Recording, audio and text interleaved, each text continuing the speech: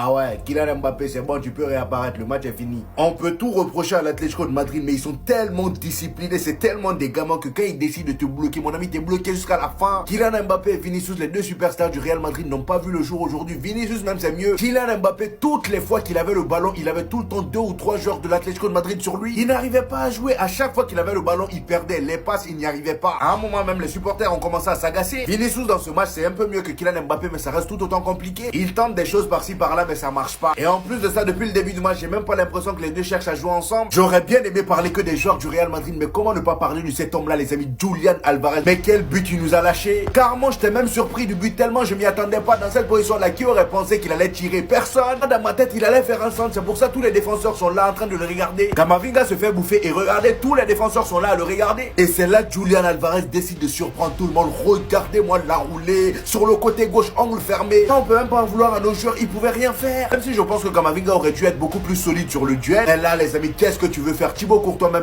il a même pas effleuré le ballon. Et c'est là que je me dis qu'en fait, le gars a eu raison de quitter à Manchester City. Le talent qu'il a là, s'il était resté là-bas au banc en tant que remplaçant d'Erling Haaland, on n'aurait jamais vu ça. Depuis son arrivée à l'Atlético de Madrid, c'est devenu la star du club, ça y est.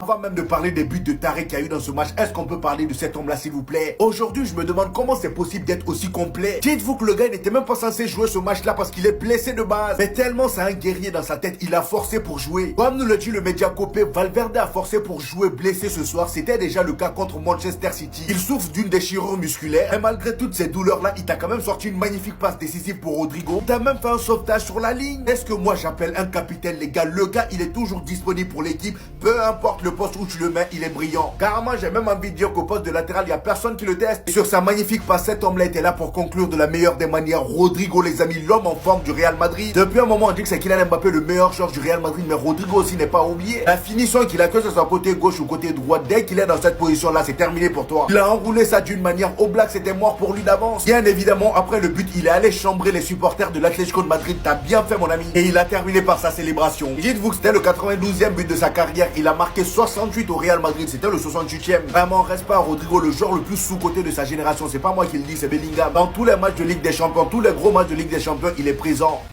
Tu ne l'attendais pas? Il te tue! Super sub de luxe. Il te tue! Bellingham n'est pas là, tout le peuple madrilène a peur. Il te tue!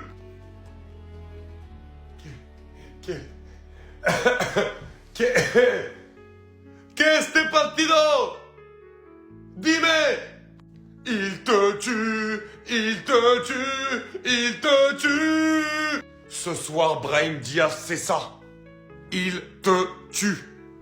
Les amis, quel match exceptionnel du Marocain du Real Madrid.